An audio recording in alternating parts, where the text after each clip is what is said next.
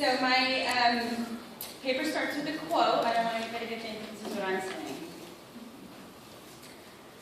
Life is a gift from God, and I think even when life begins in that horrible situation of rape, it is something that God intended to happen.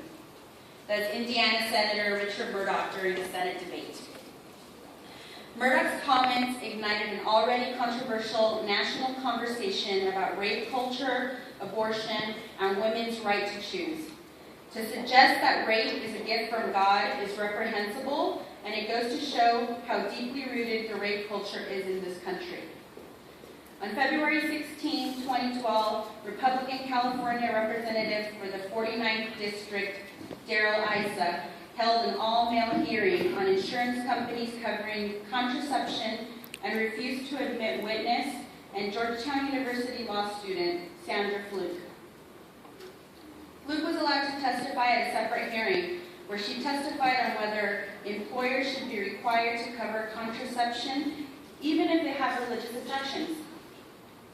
In response to her testimony that contraception can cost up to $3,000 a year and that contraception medication is used for other medical purposes such as to relieve pain from ovarian cysts, Rush Limbaugh, conservative political commentator, attacked Fluke on air, calling her a slut and a prostitute, and demanding that she provide pornographic videos of herself on the internet.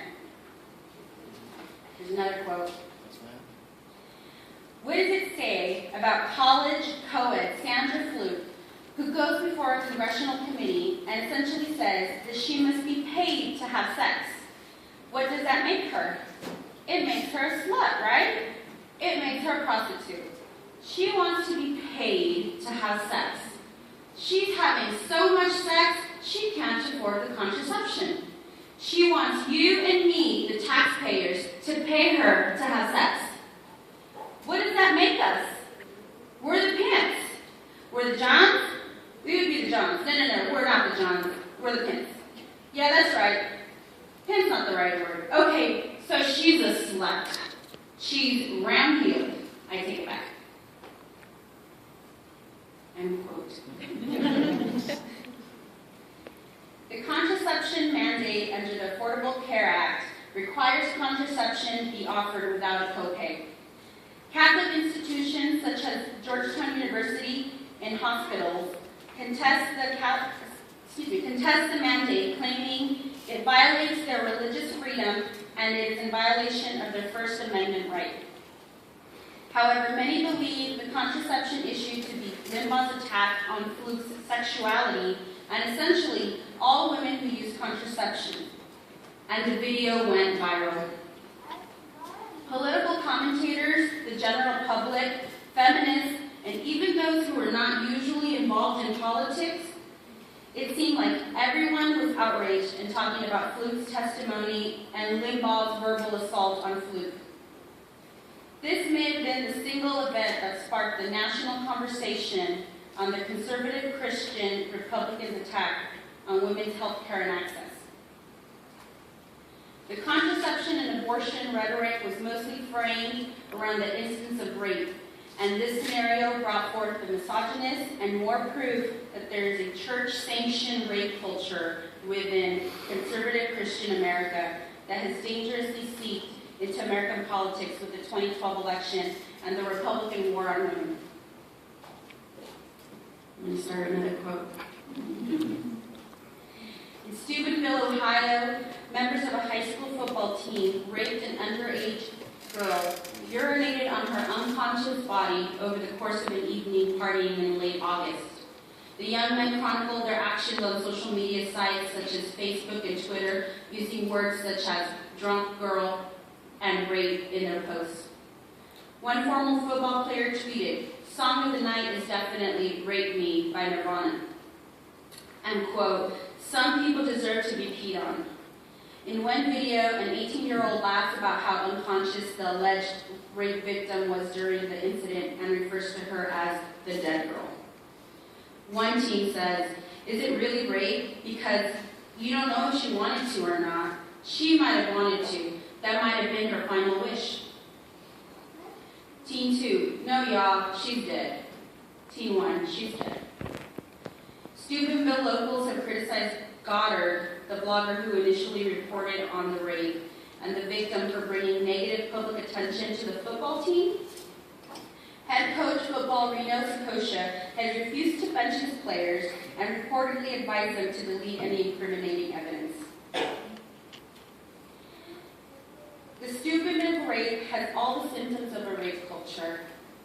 In Transforming a Rape Culture, Emily Buchwald tells us that rape culture is a complex set of beliefs that encourages male sexual aggression and supports violence against women. Rape culture, like many oppressive phenomena, is systematic. The acts and omissions of rape culture are normative, and those that dare resist or object are silenced and expelled. Our culture is one in which rape and sexual violence is common, normative, and structural. Sexual violence includes objectifying women and reducing them to purely sexual beings, and exploiting them through pornography. Rape culture includes victim blaming, victim shaming, and perpetrator excusing. It perpetuates a society that asks victims to be accountable for their actions, but forgives rapists. It allows us to expect, prepare, excuse, tolerate, and condone rape. According to the Rape Abuse Incest National Network, every 2 minutes someone in the U.S. is sexually assaulted. 90% of victims are women, 54% of sexual assaults were not reported to the police, and 97% of rapists will never spend a day in jail. Rather than dealing with the issue of rape as violence against women, although we all know that men are raped too, the majority of rape victims continue to be women and rapists men. We look for reasons a woman may have incited rape. This is part of the rape culture. When a woman is raped, we immediately ask the questions that will point to the reasons that she was raped, not of who raped her and how he should be punished. We ask questions like, what was she wearing? How much did she have to drink? How many sexual partners has she had? And the like, to blame the woman for being raped. But the focus needs to shift towards male dominance and aggression, as well as how our society accepts and celebrates traditional notions of masculinity. During a speech at the Midwest Regional Conference of the National Organization for Changing Men, Andrea Dworkin articulated the following: the power exercised by men day to day in life is power that is institutionalized. It is protected by law, it is protected by religion and religious practice. These are the words that resonate when analyzing the Steubenville case. It is exceptional that it is institutionalized from the school through its coaches who refused to bench the players after the rape became public. The sheriff's office who said there would be no more arrests after only the 2 rapists were charged and the onlookers were not charged. And the community that is so heavily invested in their football players that they have rallied behind the accused and have turned against the victim. In March, the accused went to trial and they were found guilty. What followed is the victim received death threats, and the sheriff's department, I believe, made some arrests, but I have to follow up a little bit more on that. Unfortunately, this cultural message does not stop in Steubenville. It is widespread. And we see it in television, magazines, and movies.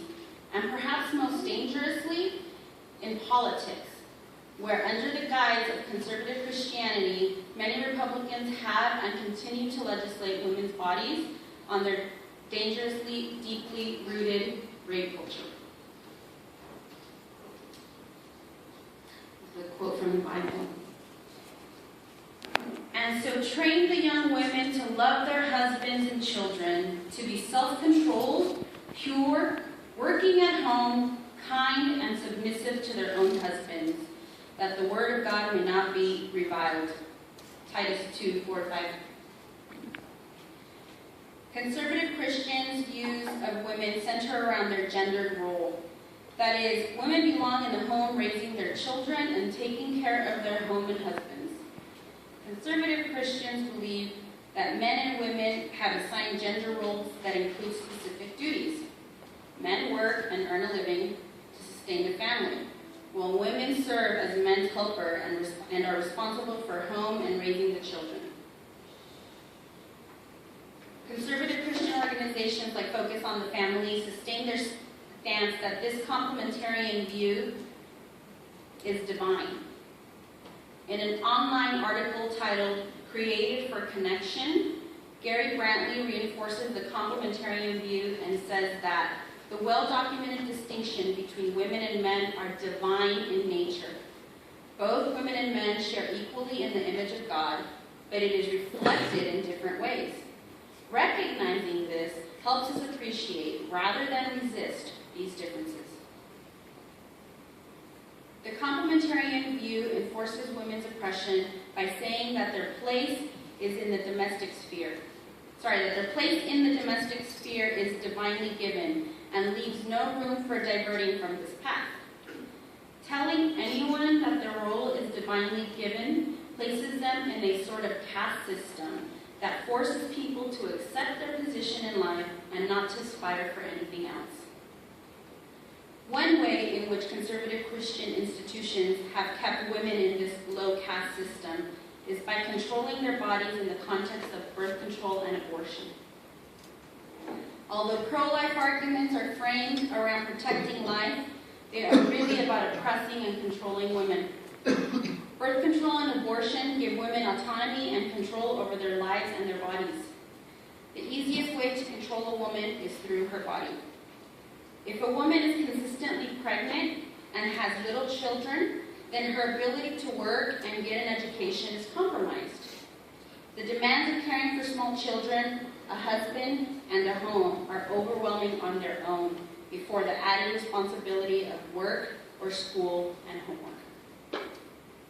In order to prevent women and men from achieving their educational and career goals before they marry and have children, conservative institutions promote abstinence-only sex education while ignoring the fact that teenagers are sexual beings and often want to experiment with sex.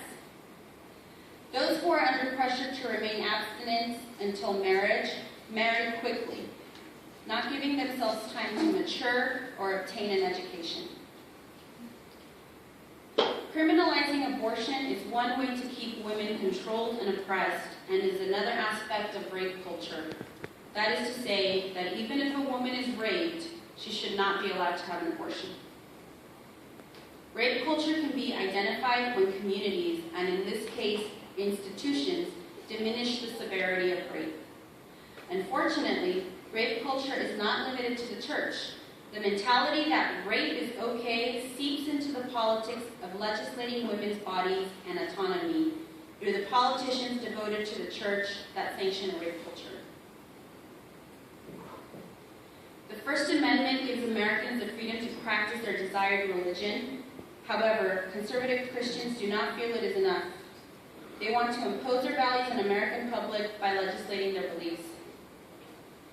In an effort to justify infiltrating their religious beliefs onto the American people by legislating women's body, an issue analyst from Focus on the Family wrote the following: "We don't live out our faith inside the walls of our churches and of our homes.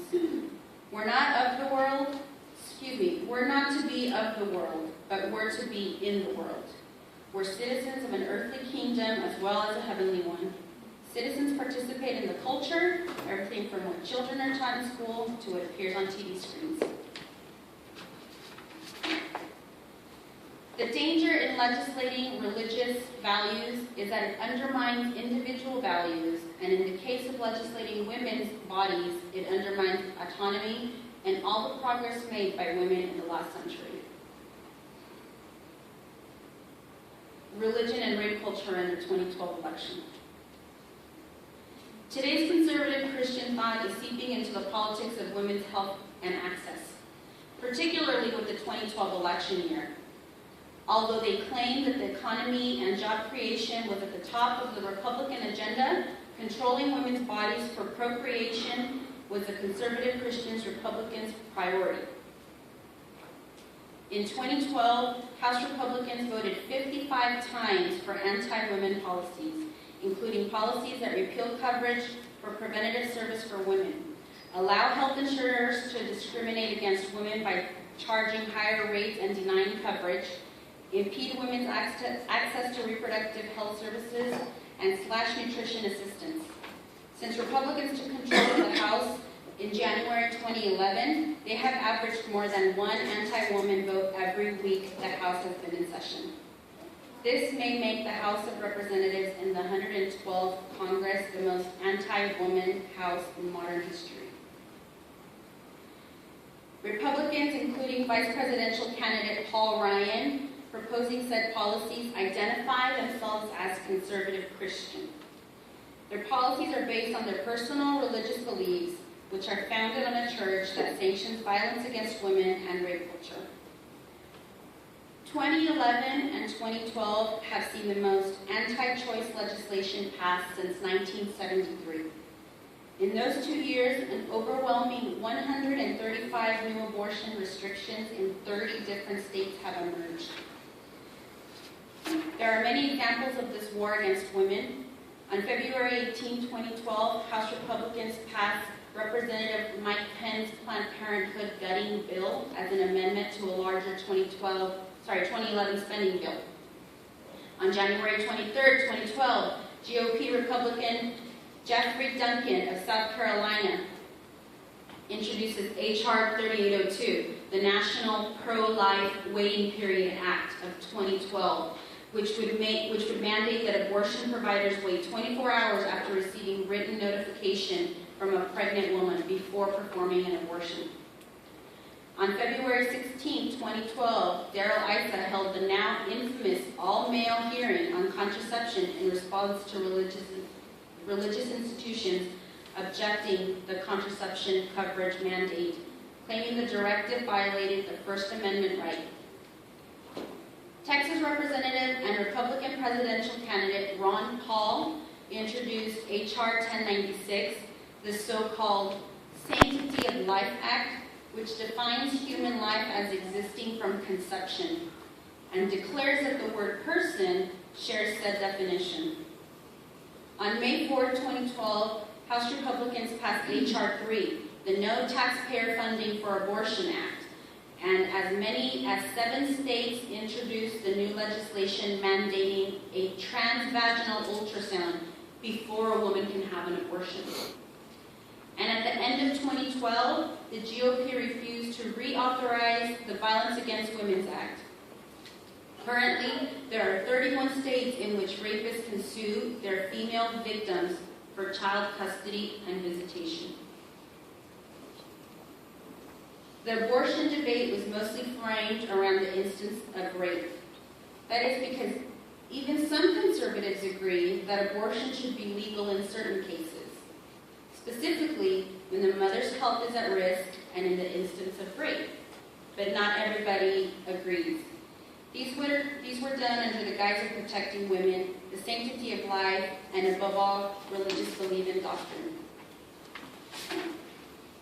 During the Senate debate, Indiana Senator Richard Murdoch had the following to say: I think that even when life begins in that horrible situation of rape, that it is something that God intended to happen. It would be difficult to convince a 9-year-old girl and her mother that her pregnancy from her stepfather's rape was a gift from God. But still, there are those who adamantly believe that it is a gift from God, and they try to justify Murdoch's mentality. In an effort to justify his statement, Lynn Weisner tries to explain in an online article titled, "Why It Is God's Will for Some Women to Be Raped." She explains that God has a plan, Plan A, which requires near perfect devotion and obedience, but promises God's protection and the opportunity to do something important in God's service. But since most people do not fall into plan A, God has a plan B. According to Beisner, God will not make bad things happen to those in plan B, but he also will not protect them from bad things happening to them.